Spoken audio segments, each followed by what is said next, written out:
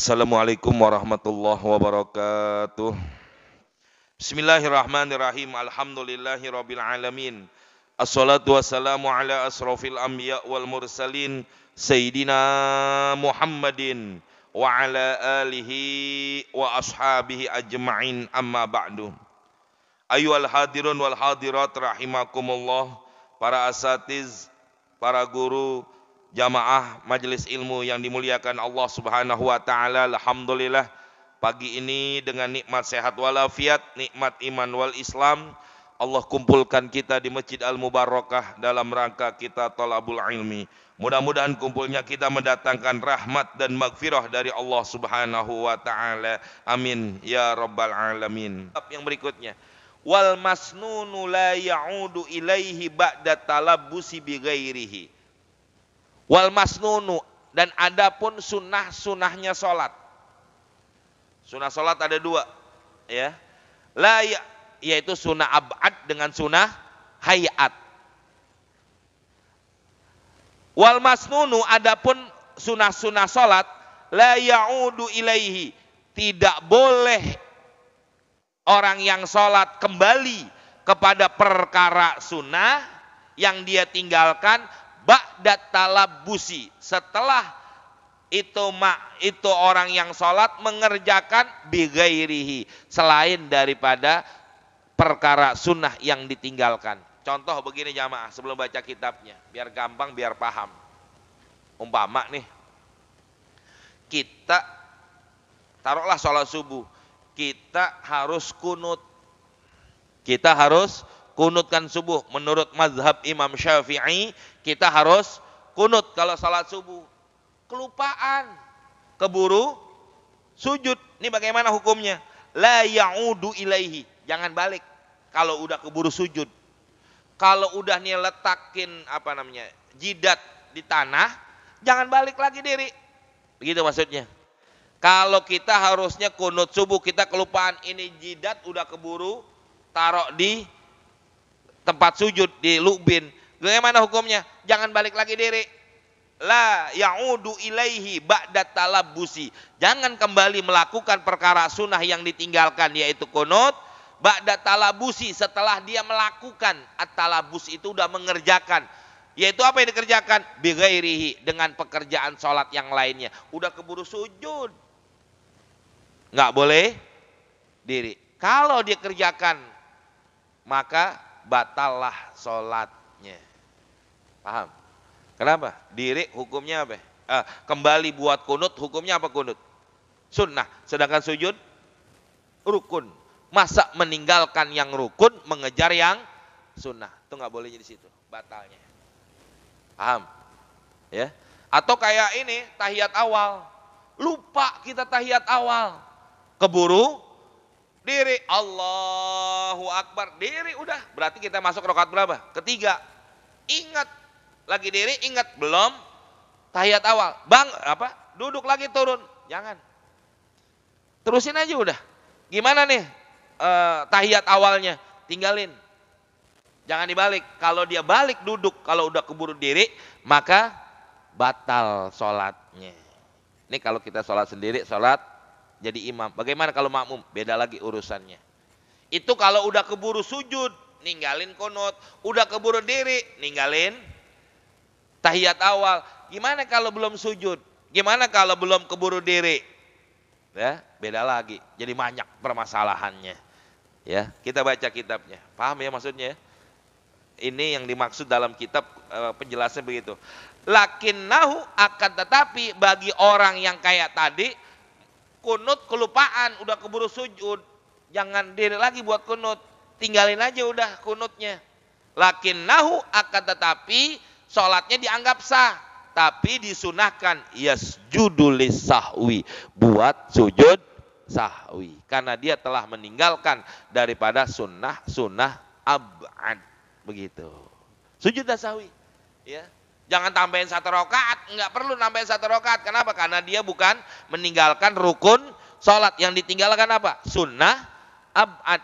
Tinggal dia terusin sholatnya, berarti dia udah sujud. Ya udah sujud aja, berarti dia sujud terakhir kan? Sujud, duduk di antara 2 sujud, sujud lagi yang kedua, tahiyat akhir dah. Karena sholat subuh meninggalkan kunut berarti udah rakaat kedua. Tahiyat akhir, setelah dia tahiyat akhir jangan salam dulu. Sujud lagi, Allahu Akbar. Subhana man la yanamu wala yashu. Artinya dia sujud sahwi 2 kali.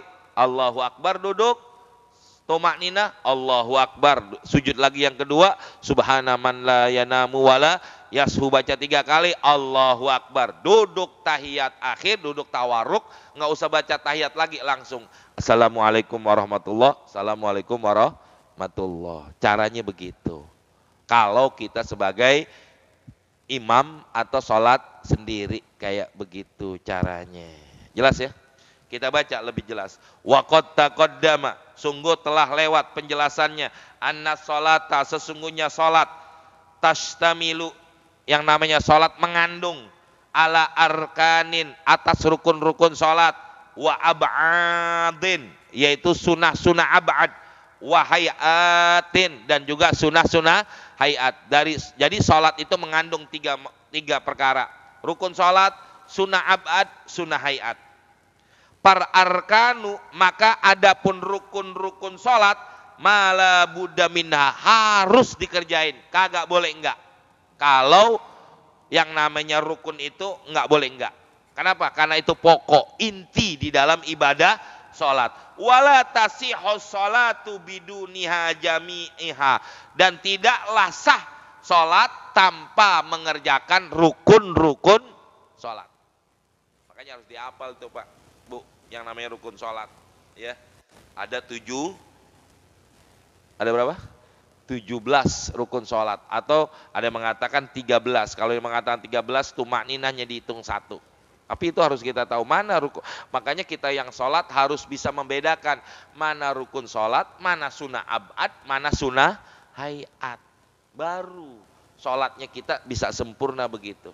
Ya, kalau dalam Imam Ghazali dalam Ihya-nya baru nanti dikatakan, maka tidaklah akan mendapatkan asar, pengaruh, manfaat dari sholatnya, jangankan khusyuknya, jangankan dia khuduknya, ya, rukun-rukun sholat aja atau sunnah-sunnah sholatnya aja dia nggak bisa membedakan mana rukun sholat, mana sunnah abad, mana sunnah ayat. Bagaimana dia pengen dapat kesempurnaan di dalam ibadah sholatnya kalau dia nggak bisa membedakan? Nah, inilah kekurangan kita jamaah. Ya, kadang-kadang orang kita banyak apa? Yang penting gue sholat. Nggak cukup sampai di situ. Kalau tugasnya dikatakan cuma sebagai yang penting dia sholat, anak kecil apa bedanya? Anak-anak kita atau bapak kita yang punya cucu kita sholat. Anak kita sholat nggak yang masih kecil? Sholat. Apa bedanya kalau kita nggak tahu membedakan antara rukun, hayat dan abad sholat dengan tuh anak kecil? Sama dong. Ya, anak kecil nggak tahu karena memang belum ada kewajiban. Nah, kita yang sudah ada kewajiban sholat tapi belum bisa membedakan, dianggap sia-sia sholatnya. Naudzubillah min dzalik. Inilah penyebabnya kenapa sholat kita nggak ada hasilnya, ya, yang dikatakan manfaat daripada itu sholat kita nggak dapat. Nah, sedangkan yang namanya rukun sholat itu harus dikerjakan, nggak boleh enggak, harus. Nggak bakal sempurna sholat dengan meninggalkan daripada salah satu rukun sholat, maka harus dikerjakan. 17 apa aja Pak, Bu? Niat, berdiri, takbiratul ihram, Fatihah, terus ruku, i'tidal, tumakninah dulu, ruku, tumakninah, i'tidal, tumakninah, ya, sujud, tumakninah, berarti 10 ya, 10. Terus terakhir apa? Sujud, tumakninah. Terus apa? Tahiyat, tahiyat akhir dong, tahiyat awal nanti abad, ya. Tahiyat akhir, duduknya, bacaan tahiyatnya, selawatnya kepada Nabi, ya. Terus habis itu adalah membaca selawat kepada Ali Nabi. Yang ke-16 adalah apa namanya? Salam. Yang terakhir adalah tertib. 17 itu rukun sholat. Ya, paham? Ya harus hafal. Kalau nggak hafal yang saya bilang tadi, itu rukun sholat. Sunnah abad ada 2. Tahiyat awal apanya? Ya duduknya, bacaan tahiyatnya, selawatnya. Yang kedua adalah kunut. Kunut apanya? Dirinya, bacaan kunutnya, salawatnya. Itu yang dikatakan sunnah ab'ad. Selain rukun sholat, selain sunnah ab'ad, itu yang dimasuk yang ketiga, sunnah hayat. Berarti apa? Doa iftitah, terus baca surah, bacaan pada waktu ruku, bacaan pada waktu i'tidal, bacaan pada waktu sujud, bacaan pada waktu duduk di antara dua sujud, itu hukumnya sunnah hayat. Bagaimana kita meninggalkan atau apanya? Nah, kalau rukun-rukun sholat yang 17 dikatakan di sini mala buddha minha, harus kita kerjain, nggak boleh enggak. Ketinggalan, bagaimana caranya? Udah dijelasin dalam bab sebelumnya. Bagaimana sunnah ab'ad? Wa ammal ab'adu wallahu alam bissawab. Nanti kita lanjut lagi. Gimana kalau sunnah ab'ad yang kita tinggalkan atau lupa atau gimana? Tungguin 2 Sabtu yang akan datang. Wallahu alam. Cukup ya? Mungkin ada yang mau ditanyakan? Silakan. Kalau ada. Ntar jangan nanyanya lagi makan. Wallahu alam. Kalau kalian nanya udah jamaah. Mari kita tutup pengajian kita dengan bacaan Fatihah. Mudah-mudahan apa yang kita baca ini jadi ilmu yang bermanfaat. Kita berharap kepada Allah, mudah-mudahan kekurangan sholat-sholat kita diterima oleh Allah Subhanahu wa Ta'ala, dan kita mohon kepada Allah dengan berkat Fatihah, mudah-mudahan kita dan keluarga kita selalu dalam lindungan Allah Subhanahu wa Ta'ala. Jauhin musibah, bala, penyakit, fitnah, termasuk virus yang ada. Mudah-mudahan yang pada sakit, keluarga kita, jamaah kita disehatkan badannya, disembuhkan daripada penyakitnya. Orang-orang tua kita, keluarga kita, guru-guru kita, wabil khusus orang-orang yang berjasa dengan Masjid Al-Mubarakah yang telah meninggal dunia, dijadikan kuburnya radhah min riyadil jannah. Mudah-mudahan hajat kita, cita-cita kita, keinginan kita dipermudah oleh Allah Subhanahu wa Ta'ala. Bihadin niyya wa ila hadratin Nabi Al-Fatihah. A'udzu billahi minasyaitonir rajim. Bismillahirrahmanirrahim. Alhamdulillahirabbil alamin arrahmanir rahim maliki yaumiddin. Iyyaka na'budu wa iyyaka nasta'in. Ihdinas siratal mustaqim. Siratal ladzina an'amta 'alaihim ghairil maghdubi 'alaihim waladdallin. Amin. Bismillahirrahmanirrahim. Alhamdulillahirabbil alamin. Allahumma shalli ala sayidina Muhammad wa ala ali sayidina Muhammad. Allahumma hab lana ya wahhab ilman wa hikmah wa li rizki ya radakun lana musahila wa bil khairi ya fata faftah lana wa bil ilmi ya alim kun lana mufaddila. Rabbana atina fid dunya hasanah wa fil akhirati hasanah wa qina azabannar. Wa sallallahu ala sayidina Muhammadin wa alihi washabihi wasallam. Walhamdulillahi rabbil alamin. Assalamualaikum warahmatullahi wabarakatuh.